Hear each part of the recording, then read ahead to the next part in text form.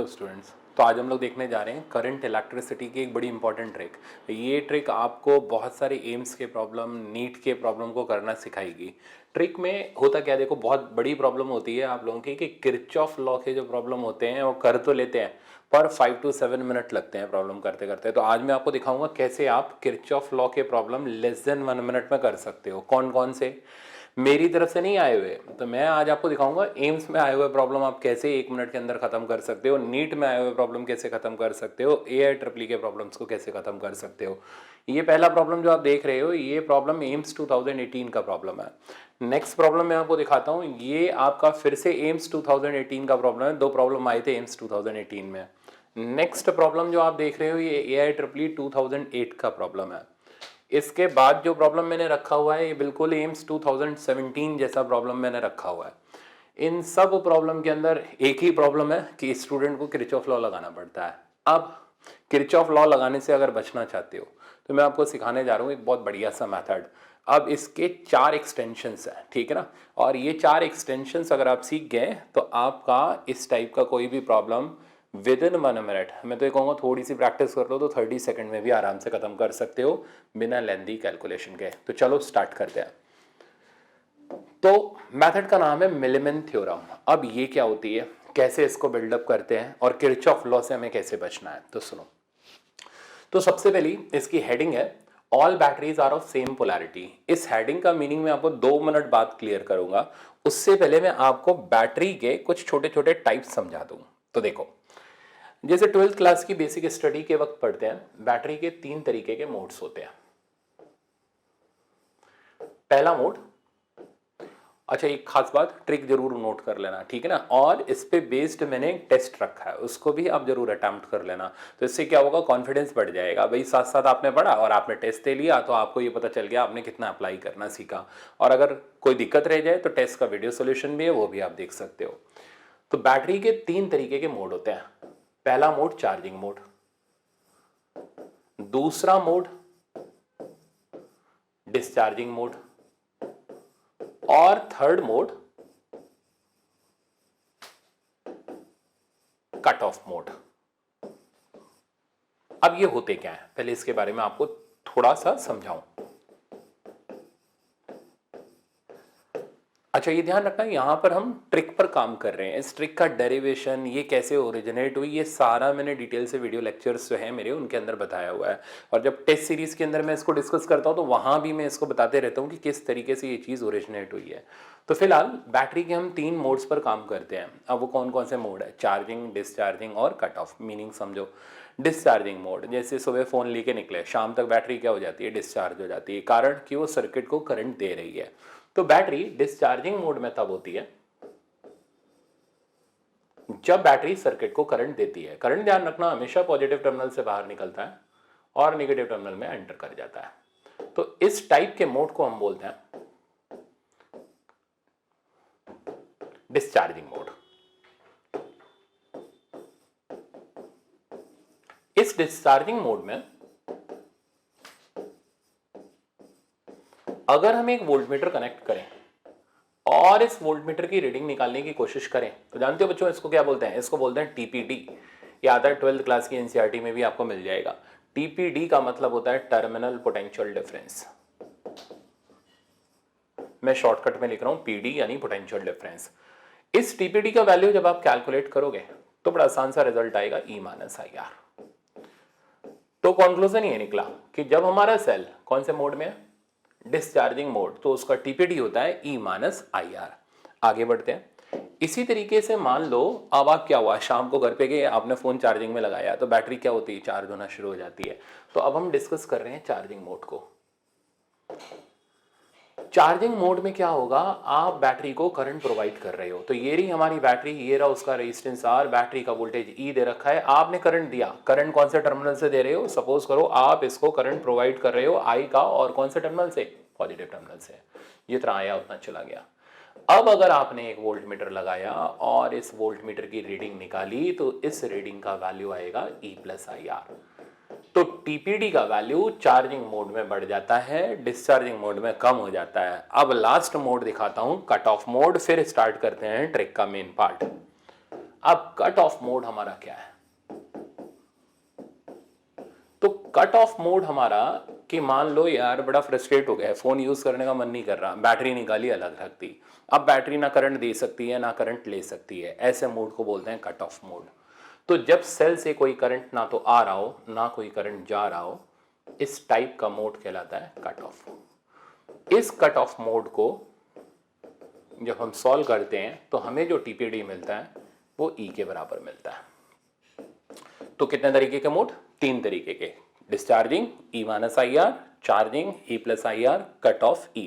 तो ये तो बेसिक एनसीईआरटी का है, इसमें मैंने कुछ खास नहीं किया, अब करने जा रहा हूं। तो सुनो, पहली चीज आपको बचाता हूं किरचॉफ लॉ से, कि किरचॉफ लॉ से कैसे बचा जाता है और क्यों बचा जाता है। तो सुनो, सबसे पहली दिक्कत क्या होती है? देखो, बोर्ड का कोई एग्जाम तो हम दे नहीं रहे, हम तो दे रहे हैं नीट एम्स का एक कॉम्पिटिटिव एग्जाम, जिसके अंदर हमें स्पीड और एक्यूरेसी दोनों चाहिए, ठीक है ना। किरचॉफ लॉ से एक तो स्पीड नहीं बनती, दूसरी एक्यूरेसी नहीं रहती। स्पीड मतलब 5 मिनट लग जाते हैं, एक्यूरेसी मतलब आप इक्वेशंस बना बना के सॉल्व करते हो और कोई ज़रूरी नहीं है आपका आंसर सही आया हो या गलत आया हो। तो जब एक तरीका ऐसा है जो ना स्पीड देता है ना एक्यूरेसी देता है, तो इसलिए हम कॉम्पिटिशन में इस मैथड को रिजेक्ट करते हैं। और ऐसे बहुत सारे शॉर्टकट ट्रिक्स हम लोग बनाना शुरू करते हैं जो आपको नीट एम्स एग्जाम में काम में आते हैं। अब मेरे तकरीबन 500 से 600 शॉर्टकट ट्रिक्स हैं जो मैंने वीडियो लेक्चर्स के अंदर बताए हुए हैं। उनमें से एक ट्रिक मैं आपको सिखा रहा हूँ, मिलीमैन थ्योरम। अब सुनो, ये मिलीमैन थ्योरम आती है बीटेक के अंदर, ठीक है ना। इसको मैंने मॉडिफाई किया हुआ है 4 तरीके से, ये मेरे अपने मॉडिफिकेशंस हैं और ये मैंने टाइम टाइम पे स्टूडेंट को देख करके मॉडिफाई किए हैं कि भाई अलग अलग तरीके के जो हम प्रॉब्लम एनकाउंटर करते हैं उनको आप कैसे आसान कर सकते हो। तो चलो स्टार्ट करते हैं। सबसे पहली चीज़, कभी भी करंट को फ्लो मत कराओ, ठीक है ना, किरचॉफ लॉ के अकॉर्डिंग, कि भाई हम यहाँ से लेके चलेंगे तुम इधर जाओगे इधर जाओगे, नहीं, कोई ज़रूरत नहीं है। पहला काम आप ये करो, कोई भी एक जंक्शन पकड़ो, वहाँ से करंट को भेज दो। मान लो आपने ये जंक्शन पकड़ा, जंक्शन कौन होता है? जहाँ ए 2 से ज़्यादा वायर्स आकर के मिल रही हो। तो चेक करो, यहाँ पर 3 वायर्स हमारी मिल रही है। मान लो मैंने इधर करंट भेजा I1, इधर करंट भेजा I2 और इधर करंट भेजा I3। अभी मैंने हेडिंग का भी मतलब समझाना है, सेम पोलैरिटी, तो देखते जाना। अब ये करंट यहाँ की तरफ फ्लो किया, नाम इस करंट का I1, ये करंट यहाँ की तरफ क्या I2, ये करंट यहाँ की तरफ क्या I3। अब हेडिंग का मीनिंग समझाता हूँ, तो ध्यान से देखना। ये बैटरी इधर करंट देना चाहती है, मैं इसको रेड कलर से इंडिकेट कर रहा हूँ। तो हमारी ये बैटरी इधर करंट देना चाहती है और हमने भी करंट इधर की तरफ लिया है। तो जो बैटरी हमारे अकॉर्डिंग करंट देना चाहे और हमारा करंट भी उसके अकॉर्डिंग हो, ऐसी बैटरी को बोलते हैं सेम पोलैरिटी, ठीक है ना। तो ये जो बैटरी है फर्स्ट बैटरी, ये बैटरी है सेम पोलैरिटी। सिमिलरली दूसरी बैटरी चेक करो, ये इधर करंट देना चाहती है, हमने भी करंट इधर माना है, तो ये बैटरी भी है सेम पोलैरिटी। सिमिलरली ये बैटरी भी है सेम पोलैरिटी। तो हेडिंग है all batteries are of same polarity, मतलब जिधर साइड बैटरी का मूव है हमने भी करंट उधर साइड ले रखा है और हमारे करंट के अकॉर्डिंग बैटरी का करंट है, इसलिए सारी बैटरीज हैं सेम पोलैरिटी। तो पहली स्टेप यही होगी, हम सारी ब्रांचेस का अपना अपना करंट ले लेंगे और कोई जरूरी नहीं है 3 ब्रांच n होगी तो भी हम इसी तरीके से करेंगे और सारे करंट हम उसी ऑर्डर में रखेंगे कि सारी बैटरी सेम पोलैरिटी की है। अब मिलीमैन ने क्या थ्योरम दी कि ये सारी की सारी ब्रांचेस जो हैं पैरेलल में लगी हुई हैं और पैरेलल के अंदर क्या होता है, सबका पोटेंशियल डिफरेंस सेम होता है। अब ये डेरिवेशन का पार्ट है जो मैं यहाँ स्किप कर रहा हूँ और आपको डायरेक्ट बता रहा हूँ। तो मिलीमैन ने जब इस थ्योरम के अंदर potential difference, common potential difference calculate किया, तो इस सीपीडी का, इसको नाम देते हैं सीपीडी, मतलब बड़ा आसान सा, कॉमन पोटेंशियल डिफरेंस। तो ये जो कॉमन पोटेंशियल डिफरेंस इसने कैलकुलेट करके दिया, इस सीपीडी का formula sigma E by R by sigma 1 by R. मतलब हमारी स्टेप नंबर 1 रहेगी, हम ब्रांचेस का सीपीडी कैलकुलेट करेंगे, बट उससे पहले सारी करंट को एक ही तरफ ले लेंगे ताकि सारी बैटरी सेम पोलैरिटी में आए। अब आपके मन में आ रहा होगा सर अपोजिट हो गई तो मैंने आगे केस रखा हुआ है, तो सारे केसेस में आपको समझाऊंगा, तो देखना। तो सीपीडी निकालने का तरीका sigma E by R by sigma 1 by R. अब मीनिंग समझो, सिग्मा ई बाय आर का मतलब हुआ हर ब्रांच का ई और आर का रेशियो। तो हमारी बैटरी सेम पोलैरिटी की है, जो सेम पोलैरिटी की रहेगी उसका सेम साइन यानी पॉजिटिव लेंगे, जो अपोजिट पोलैरिटी होगी उसका नेगेटिव साइन लेंगे। तो देखते चलना।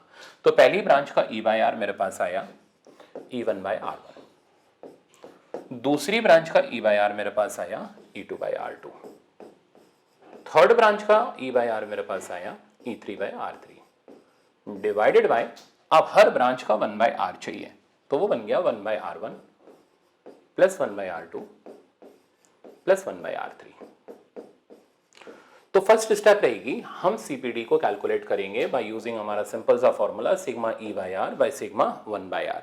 यहां तक तो 12th की एनसीईआरटी में भी है, बट अब इसके बाद की चीज बड़े काम की है कि हर ब्रांच का करंट हम कैसे निकालेंगे। वही तो पूछा जाता है नीट और एम्स के एग्जाम, तो जितने एम्स के उठाओगे ना प्रॉब्लम, रिसेंट आए हुए उठाना 2019, 2018, 2017, सबके अंदर आपको एक एक दो दो सवाल इसके जरूर मिलेंगे। तो वो ये चाहता है कि आप किरचॉफ लॉ से करो, पर आप मत करना, आप इस तरीके से करना, आपका प्रॉब्लम जल्दी होगा। तो अब हमें करंट निकालने हैं।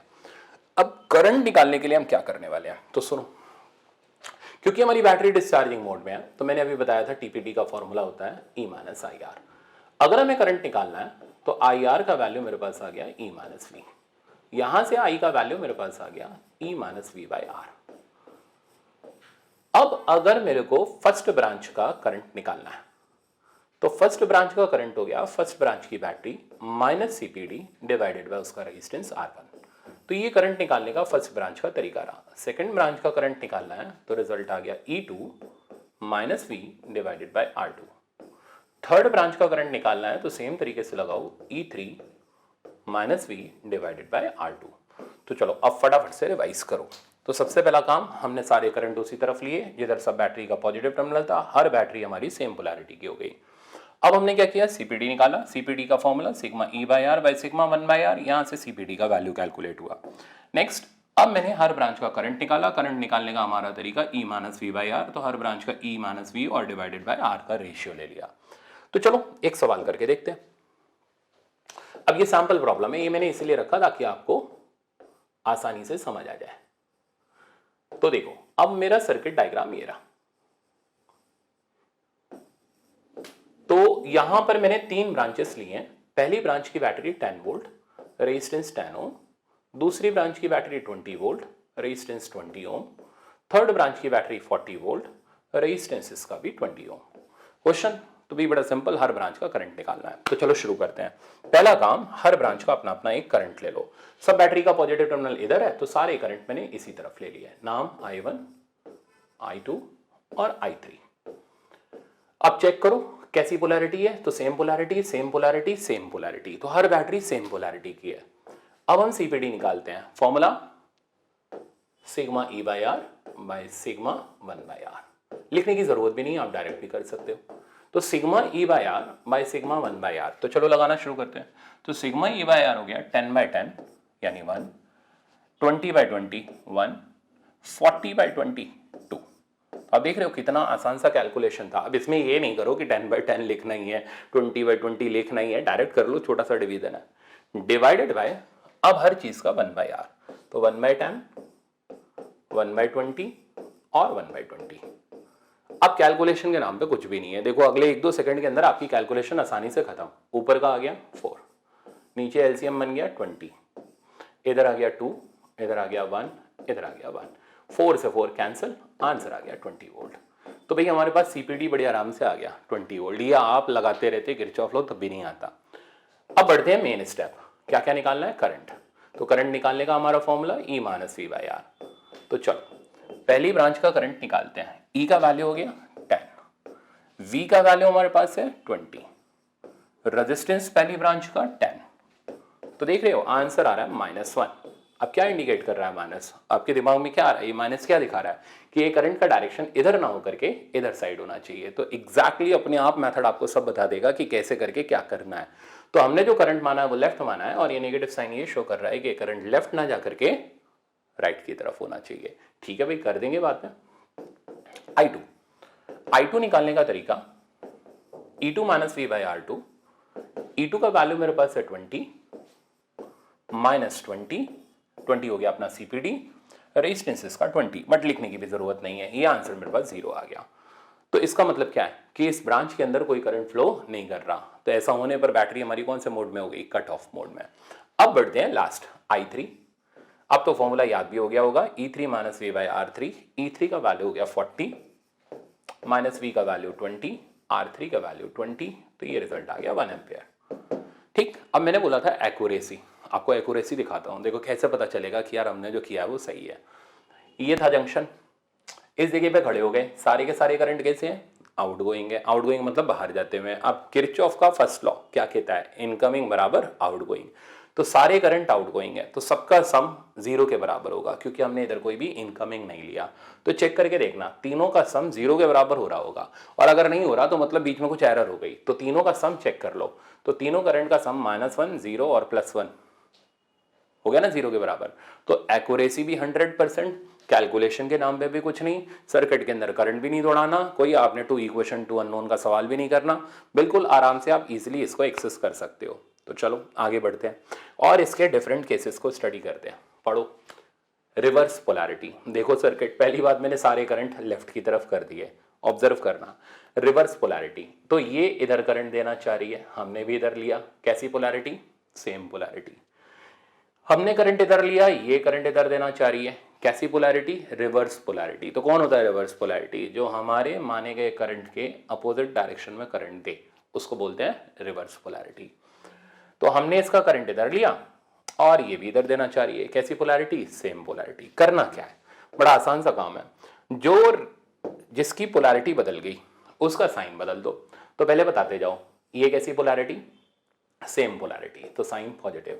कैसी पोलैरिटी, रिवर्स, साइन नेगेटिव। लगा लेना, क्योंकि क्या होता है भूल जाते हैं, नहीं लगाया तो फिर एरर हो जाएगी। कैसी पोलैरिटी, सेम पोलैरिटी, तो साइन आ गया इसका पॉजिटिव। अब क्या करें, तो कुछ नहीं करें, वही 2 स्टेप लगाओ, काम खत्म।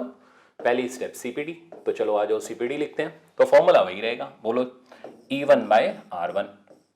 दूसरा हो गया, अब साइन ध्यान रखना, -E2/R2। थर्ड हो गया E3/R3।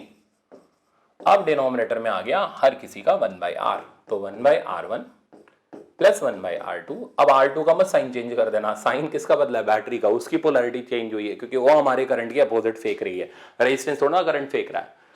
तो 1/R1 plus 1/R2 plus 1/R3, ये आ गया सीपीडी। अब देखो इस मेथड का फायदा क्या है, एक ही मेथड है, तो एक ही चीज बार बार प्रैक्टिस करोगे ना तो स्ट्रांग हो जाएगा। ये नहीं कर रहा कि मेथड चेंज कर रहा हूं, बस खाली क्या, जो बदल गया उसका साइन बदल दो, सिंपल सा, वही नेचर का नियम है, जो बदल गया उसको बदलते चले जाओ। अब हम आते हैं I1 पर। I1 फॉर्मूला भाई वही सिंपल सा, E1 - V/R1।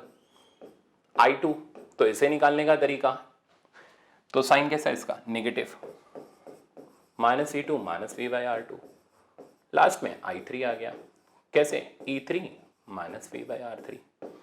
तो आई थिंक समझ आ गया होगा। तो चलो अब आगे स्टार्ट करते हैं हम लोग प्रॉब्लम इस पे। तो इस पे बेस्ड प्रॉब्लम, ये एग्जांपल आपका कुछ टाइम पहले AIEEE के अंदर आया हुआ था। तो देखते हैं ऐसा क्या है इसमें, कुछ भी नहीं है, बड़ा आसान सा एग्जांपल है। चलो सिंप्लीफाई करते हैं। तो ये मेरे पास एक सर्किट है, ये रेजिस्टेंस 3 ओम, 6 ओम और 2 ओम। बैटरी का वोल्टेज आपको दे रखा है 6 वोल्ट, ये बैटरी का 12 वोल्ट और इसका 18 वोल्ट। क्या करना है, सारी ब्रांचेस के अंदर का करंट निकाल के देना है। सबसे पहला काम, सारे के सारे करंट एक ही तरफ ले लो। देखो इन दोनों बैटरी का मुंह लेफ्ट साइड पर है, तो अगर हम सारे करंट लेफ्ट साइड पर ले लें तो ऐसा करने से हमारा फायदा ये होगा कि हमें सिर्फ एक का साइन चेंज करना पड़ेगा। तो हमारी कोशिश भी ये रहेगी कम से कम साइन हम नेगेटिव लेते हुए चलें, उससे कैलकुलेशन आसान रहती है। वैसे आप राइट भी ले लोगे तो भी आंसर सेम ही आना। तो I1, I2 और I3। अब पोलैरिटी बताओ, कैसी पोलैरिटी, सेम, साइन हो गया पॉजिटिव। कैसी पोलैरिटी, रिवर्स, साइन हो गया नेगेटिव। कैसी पोलैरिटी, सेम, पॉजिटिव। अब शुरू करते हैं CPD. Formula sigma E/R/सिग्मा 1/R। E/R का वैल्यू 2, इसके E/R का वैल्यू -2, इसके E/R का वैल्यू 18/2, ये हो गया 9, डिवाइडेड बाय, अब हर किसी का 1/R, तो 1/3, 1/6 प्लस 1/2। एलसीएम ले लो, 6 आ गया, सॉल्व कर लो, 2 + 1 + 3, 6 और 6 कैंसिल हो गया, ऊपर बचा 9 वोल्ट। लो खत्म हो गया। तो सीपीडी का वैल्यू आ गया 9 वोल्ट। अब अगली स्टेप, करंट निकाल दो। अब बताओ ये आसान है या आप किरचॉफ लॉ लगा रहे थे वो आसान है, कंपेयर कर लो। तो I1, अच्छा इसको पूरा देखना, अभी ये नहीं कि इसको छोड़ करके फिर निकल लिए, क्योंकि अभी एक चीज, 2 चीजें और बाकी है, मैं लास्ट में बताऊंगा जो कि बड़ी इंपॉर्टेंट है, नहीं तो फिर एरर करे बैठोगे। टेस्ट के अंदर क्या होता है, नेगेटिव मार्किंग हम बहुत ज़्यादा करते हैं। तो मैंने अपने टेस्ट सीरीज़ के सॉल्यूशंस के अंदर ये क्लियरली बता रखा है स्टूडेंट्स को कि भाई कहाँ नेगेटिव होती है, कहाँ कैसे क्या कंट्रोल करना है। हम लोग क्या करते हैं, जोश में आ जाते हैं, शुरू के क्वेश्चन करें, फिर बीच में जाकर के क्या होता है कि हमसे डिफिकल्ट प्रॉब्लम आ जाते हैं, ऐसे प्रॉब्लम आ जाते हैं, इनमें हम अनकन्वेंशनल तरीके किरचॉफ लॉ लगाना शुरू कर देते हैं, टाइम कंज्यूम करते हैं। तो मत करो, सिलेक्शन बड़े आराम से हो जाएगा। बस खाली तरीके अपने सही रखो, ऐसे ऐसे तरीके लगाओ जिससे प्रॉब्लम आपके शॉर्टकट में निपटे। I1 का वैल्यू अगर मैं निकालूं तो ये मेरे पास हो जाएगा E यानी 6 माइनस V की जगह आ गया 9/3, आंसर बन गया -1। माइनस क्या इंडिकेट कर रहा है कि ये करंट लेफ्ट ना होकर के राइट होगा, कर देंगे आराम से। I2 फॉर्मूला हो गया E की जगह आ गया -12 -9 डिवाइडेड बाय 6, तो ये मेरे पास आ गया -21 डिवाइडेड बाय 6, तो ये कटा अपना 3 से 7 डिवाइडेड बाय 2, तो -7/2 7/2 हो गया 3.5। माइनस साइन क्या इंडिकेट कर रहा है कि भाई ये करंट भी राइट साइड की तरफ होगा, कर देंगे। I3 का फॉर्मूला वही E माइनस V यानी 18 - 9/2, रिजल्ट आ गया 9/2, 9/2 हो गया 4.5। अच्छा, ऐसा बड़ा कम होता है कि हम जो कर रहे हैं हमारे पास उसको चेक करने का भी तरीका हो। यहाँ चेक करो, सारे करंट का सम 0 होना चाहिए, तो जोड़ लो -1 -3.5 और +4.5 हो गया ना 0। इसका मतलब अब नेगेटिव मार्किंग बिल्कुल नहीं होगी, एक्यूरेसी 100% आ गई, पर अभी बाकी है। अब इसका थर्ड एक्सटेंशन दिखाता हूं, तो चलो शुरू करते हैं। अब case 3, branch containing no battery, ठीक है ना। तो क्या क्या सीखा, सेम पोलैरिटी सबके साइन पॉजिटिव, रिवर्स पोलैरिटी तो जो उल्टा हो गया उसका साइन बदल दिया। अब क्या आया भाई, ब्रांच कंटेनिंग नो बैटरी, कर लेंगे इसको भी। आ जाओ एक एक चीज को एनालाइज करते हैं। तो ये करंट हमने इधर माना, ये भी करंट इधर दे रहा है, कैसी पोलैरिटी, सेम पोलैरिटी, साइन आ गया इसका पॉजिटिव। ये करंट हमने इधर माना, ये करंट इधर देना चाह रहा है, तो कैसी पोलैरिटी, रिवर्स पोलैरिटी, साइन आ गया नेगेटिव। ये करंट हमने इधर माना और इधर तो बैटरी नहीं है, इसका मतलब नो पोलैरिटी नहीं है, तो कोई बात नहीं भाई, बैटरी का वोल्टेज आप 0 कर लो, और अच्छी बात है हमारे लिए, तो कुछ भी नहीं करना, कहीं की सिरदर्दी नहीं है आपके लिए। तो जो सेम पोलैरिटी का पॉजिटिव, रिवर्स पोलैरिटी का नेगेटिव, नो पोलैरिटी तो 0 कर दिया। अब लगाओ अपना सीबीडी, तो सीबीडी का फॉर्मूला हो गया sigma E/R bye sigma 1/R। तो चलो शुरू कराओ, E1/R1 माइनस E2/R2, और अभी तो मैं लिख दे रहा हूं, आप भी लिख लेना 0/R3, तो बाद में याद रहेगा आपको, divided by 1/R1 plus 1/R2 और प्लस 1/R3। सीपीडी आ गया। अब करंट निकालना है तो बिल्कुल आराम से निकालो, E माइनस V/R, तो ये आ गया E1 माइनस V/R1। दूसरा आ गया E2 का साइन है माइनस V/R2, और तीसरा करंट I3 मेरे पास आ गया 0 माइनस V/R3। तो आसान। अब चलो प्रैक्टिस करते हैं। तो फिर से इस पे एक और एग्जांपल लिया, ये भी आपका IIT JEE 2010 के आसपास आया हुआ था। क्या होता है, IIT मेंस के अंदर भी इस तरीके के प्रॉब्लम आ जाते हैं। एम्स तो देता ही देता है, पर IIT मेंस भी दे देता है, और वही चीज़ उठा करके नीट वाला रिपीट कर लेता है। तो मैं ऐसा नहीं मैं IIT का पढ़ा रहा हूँ, मैं नीट के लिए ही पढ़ा रहा हूँ, बट क्या है ना, वो IIT मेंस के कई सारे प्रॉब्लम नीट के अंदर रिपीट होते हैं, और आप भी देखना कहीं मुश्किल लगे तो बता देना। तो ये मेरे पास सर्किट डायग्राम है।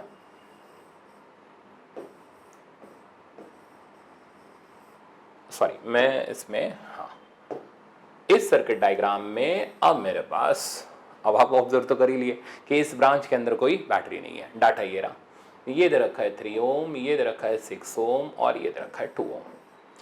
इस ब्रांच की बैटरी का वोल्टेज है 3 वोल्ट, इस ब्रांच की बैटरी का वोल्टेज है 9 वोल्ट, और इधर तो आप जानते हो कुछ नहीं है। तो पहली स्टेप, करंट सारे के सारे एक तरफ, तो मैंने ये करंट लेफ्ट साइड पर रखा, ये भी लेफ्ट साइड कर रखा, ये भी लेफ्ट साइड पर रखा। हाँ तो बच्चों, इसका sign same polarity, reverse polarity same polarity, तो साइन आ गया पॉजिटिव, इसका साइन नेगेटिव, और इधर कोई बैटरी नहीं है तो इसका हो गया 0। ये ध्यान रखना, मैंने टेस्ट सीरीज रखी हुई है, उसके अंदर जाकर के इसको प्रैक्टिस करना, उसमें कुछ और भी सवाल रखे हैं, ऐसा नहीं कि खाली मिलीमेन ही मिलीमेन मैंने रख दिया है। तो करंट इलेक्ट्रिसिटी का अच्छा खासा रिवीजन हो जाएगा, ठीक है ना। 25 क्वेश्चन का सैंपल टेस्ट है, अटेम्प्ट करो, आपका कॉन्फिडेंस जबरदस्त होएगा, बट बेसिक पढ़ने के बाद। अब बेसिक या तो एनसीईआरटी से पढ़ो, ठीक है, नहीं तो मेरे वीडियो लेक्चर्स देख रहे हो तो वहां से भी आप देख सकते हो। कई सारे क्वेश्चन मिलीमेन थ्योरम के हैं, पर कई सारे नए क्वेश्चंस भी हैं, पर उनका सोल्यूशन भी मैंने दिया हुआ है, वो भी फ्री ऑफ कॉस्ट है, वो भी आप देख सकते हो, वहां से भी कंसेप्ट सीख सकते हो। अब सीपीडी कैलकुलेट करते हैं, तो सीपीडी का formula sigma E by R, वो हो गया 1, इधर साइड हो गया अपना -9/6 और इधर साइड आ गया बच्चों 0। डिनोमिनेटर देखें कितना आता है 1/3 प्लस 1/6 प्लस 1/2। सॉल्व करोगे तो नीचे आ गया 6, ऊपर आ गया 6, कट गया, ये 1 हो गया। चलो अब तो खाली हमें इसे सिंप्लीफाई करना है, तो v का वैल्यू आ गया, ये हो गया 3, ये बचा 2, तो यहाँ से सिंप्लीफाई किया -1/2 वोल्ट, और चाहिए और सिंप्लीफाई कर लो तो v का वैल्यू हो गया -0.5 वोल्ट। ये हमारे पास सीपीडी का वैल्यू आ गया।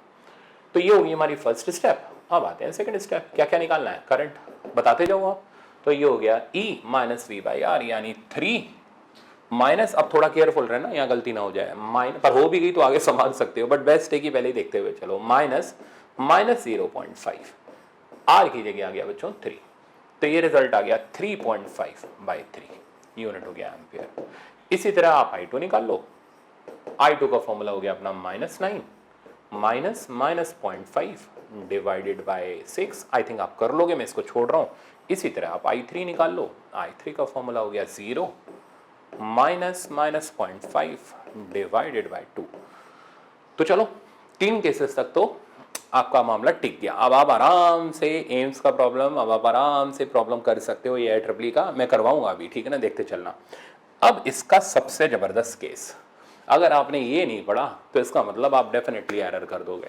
इस पे प्रॉब्लम आया था अपना एम्स 2017 के अंदर, ठीक है ना, एम्स 2018 के अंदर भी इस टाइप का प्रॉब्लम था। अब खासियत क्या है, पढ़ो। ब्रांच कंटेनिंग नो रेजिस्टेंस, क्या क्या किया, सेम पोलैरिटी किया, रिवर्स पोलैरिटी किया, ब्रांच में बैटरी गायब किया।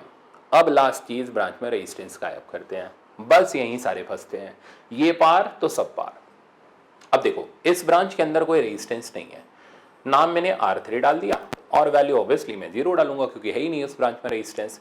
एम्स वाले ने क्या पूछा, ये कहते हैं इसी ब्रांच का करंट बताओ। क्यों, आपको अभी पता चल जाएगा जैसे ही मैं आगे काम करूंगा, तो सुनो। चलो सीपीडी निकालते हैं।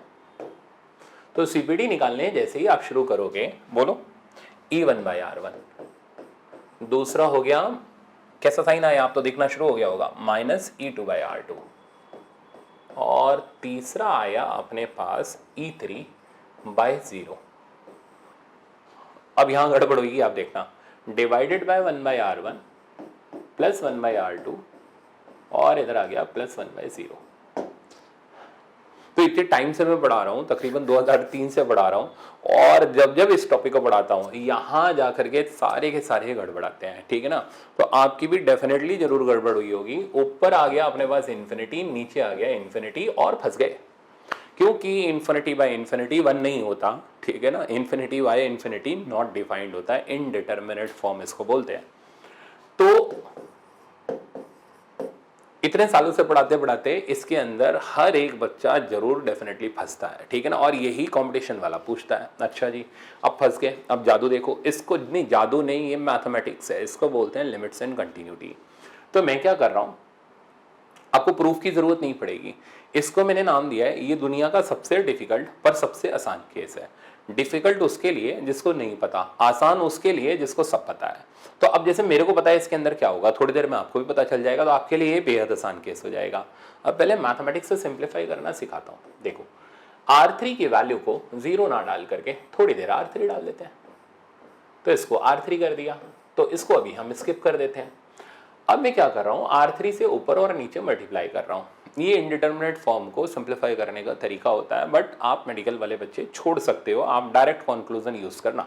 फिर भी मैं पूरा प्रूफ दिखा रहा हूँ। तो E1/R1 into R3 minus E2/R2 into R3 plus E3, R3 cut गया, डिवाइडेड बाय आ गया R3/R1 प्लस R3/R2, और इधर आ गया 1। अब आप R3 की वैल्यू को 0 डाल दो, जैसे ही 0 डालोगे ये 0 होगा, ये 0 होगा, क्या बचा, E3 बचा, ये 0 डाला, ये 0 डाला, क्या बचा, 1। तो V का वैल्यू किसके बराबर आ गया, E3 के। देखो जादू हो गया, अरे ये जादू नहीं, ये मैथमेटिक्स है, इसको बोलते हैं लिमिट्स एंड कंटिन्यूटी।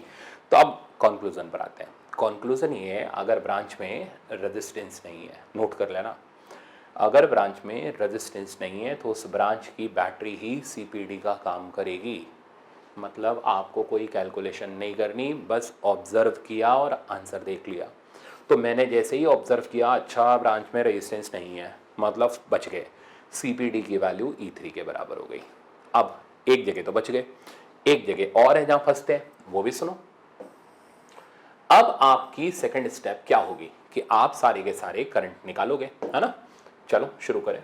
तो I1 का वैल्यू तो आ गया E1 minus V by R1, और V की वैल्यू हम डाल देंगे E3 के बराबर, है ना बच्चों।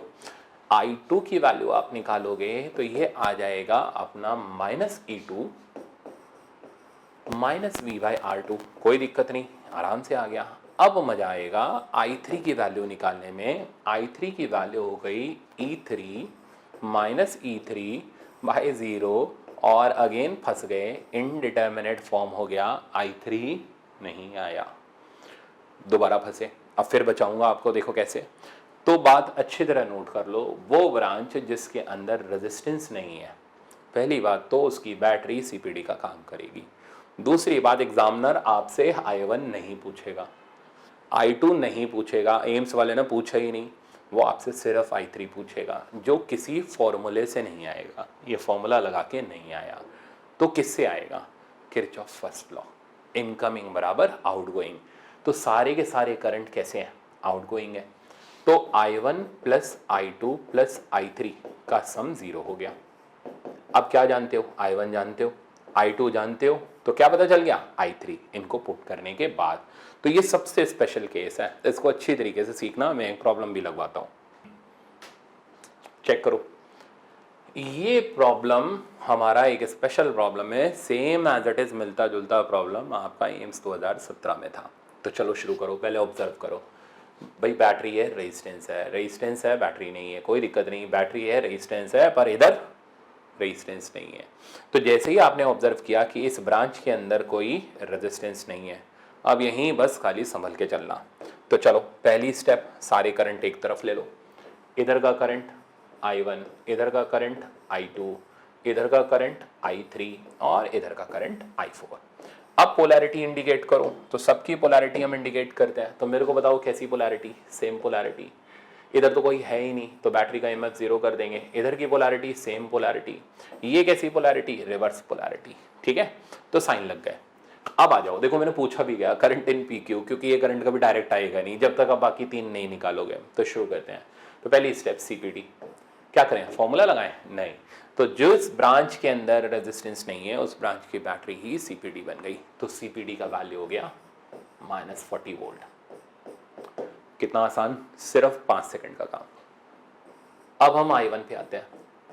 Formula E minus V by R लगाओ, इसके अंदर कोई दिक्कत नहीं, इसके अंदर कोई दिक्कत नहीं, इसके अंदर कोई दिक्कत नहीं, इसके अंदर लगेगा ही नहीं। तो आ जाओ पहले इसको खत्म करते हैं। E का वैल्यू हो गया 10 माइनस 40 डिवाइडेड बाई 10। सॉल्व किया, ऊपर 50/10 5 एम्पियर। कैसा आया? पॉजिटिव आया, मतलब जो हमने डायरेक्शन माना वो सही है। I2 पर आते हैं। I2 चलो शुरू कराओ। तो E की जगह आ गया 0, माइनस V की जगह आ गया -40, डिवाइडेड बाय R की जगह आ गया 20। Answer 2 ampere.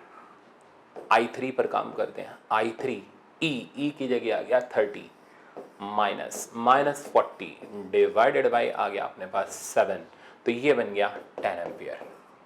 अब लास्ट में बचा I4। फॉर्मूला मत लगाना, लगा भी दिया तो 0/0 ही बनेगा ना, तो वही तो इंडिकेशन है, आपको याद आ जाएगा, सर ने बताया था। हाँ यार यहाँ फंस गए। तो I4 के लिए नो फॉर्मूला, और I4 के लिए हम सिर्फ और सिर्फ एक ही चीज़ का इस्तेमाल करेंगे, और वो होगी इनकमिंग बराबर आउटगोइंग। तो सारे करंट आउटगोइंग, तो सबका सम 0। तो I1 plus I2 plus I3 plus I4 बराबर 0। I1 की वैल्यू डाल दी 5, I2 डाल दिया 2, I3 डाल दिया 10। 5 plus 2 plus 10 plus I4 is equal to 0। I4 का वैल्यू आ गया 10 और 2 12 और 5 17, तो -17 एम्पियर। अब कहीं से मुश्किल? बिल्कुल आसान है, थोड़ा और कॉन्फिडेंस ले लेते हैं। आ जाओ, अब आपको दिखेगा आराम से, अब आप खुद ही कहोगे हाँ सर आ गया, कोई दिक्कत नहीं है। तो चलो आ जाओ, एम्स के 2018 के प्रॉब्लम को देखो, लग रहा है ना आसान। अब इसके अंदर क्या है भाई, बैटरी है, रेजिस्टेंस है, बैटरी नहीं है, रेजिस्टेंस है, बैटरी है, रेजिस्टेंस है, क्या करोगे, कुछ भी नहीं करना, मैं बस खाली इंडिकेट करके दे रहा हूँ, आप कर लेना। तो यहाँ का करंट आ गया I1, इसका हो गया I2, इसका हो गया I3।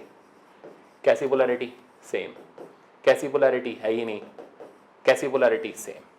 तो क्या निकालोगे, CPD, फिर क्या निकालोगे, I1, I2 और I3। सिर्फ 30 सेकंड का काम है, बस थोड़ी सी प्रैक्टिस कर लेना। एम्स 2018 का प्रॉब्लम 100% आ गया।